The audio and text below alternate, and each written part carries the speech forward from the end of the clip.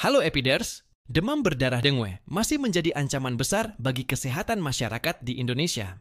Setiap tahun, ribuan kasus tercatat dan tak jarang berujung pada kematian. Bagaimana cara kita menghadapinya? Apakah strategi epidemiologi bisa menjadi solusi utama dalam pengendalian penyakit ini? Sejak pertama kali dilaporkan pada tahun 1988, kasus DBD di Indonesia terus meningkat. Beberapa daerah seperti DKI Jakarta, Jawa Barat, Jawa Timur, dan Bali memiliki kasus DBD relatif tinggi hingga di tahun 2024. Penyakit ini seringkali melonjak saat musim hujan, ketika nyamuk Aedes aegypti berkembang biak dengan pesat. Epidemiologi berperan penting dalam memahami bagaimana penyakit ini menyebar.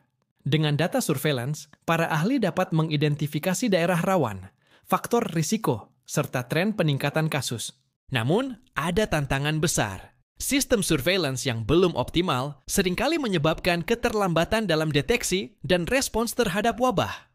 Maka, teknologi digital mulai diterapkan.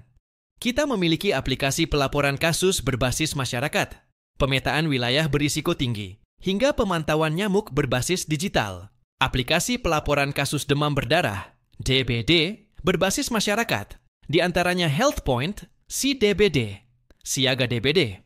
Sedangkan pemantauan nyamuk berbasis digital, seperti Global Mosquito Observations Dashboard, GMOD, GIS, dan Pokentik. Dengan pendekatan ini, deteksi kasus bisa lebih cepat, dan tindakan pencegahan bisa lebih tepat sasaran. Lalu, bagaimana dengan strategi pencegahan? Ada 3 pendekatan utama. Pengendalian vektor, seperti fogging dan pemberantasan sarang nyamuk, pencegahan berbasis vaksin dengan hadirnya vaksin Dengvaxia dan Qdenga, serta pendekatan berbasis komunitas yang melibatkan masyarakat dalam program 3M+. Tantangan terbesar adalah konsistensi.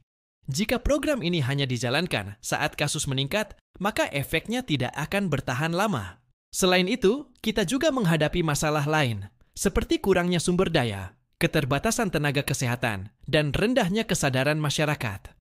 Untuk itu, pemerintah perlu memperkuat kebijakan berbasis data, meningkatkan edukasi publik, serta memperluas akses teknologi untuk pemantauan dan pencegahan. Demam berdarah bukan hanya masalah kesehatan, tapi juga tanggung jawab kita bersama. Dengan menerapkan strategi epidemiologi yang tepat, memanfaatkan teknologi, serta meningkatkan kesadaran masyarakat, kita bisa mengurangi dampak penyakit ini dan menyelamatkan lebih banyak nyawa.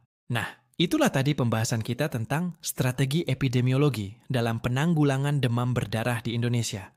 Jika kamu tertarik dengan topik seperti ini, jangan lupa untuk like, komen, dan subscribe channel ini agar tidak ketinggalan informasi menarik lainnya. Sampai jumpa di video berikutnya. Salam segitiga epidemiologi.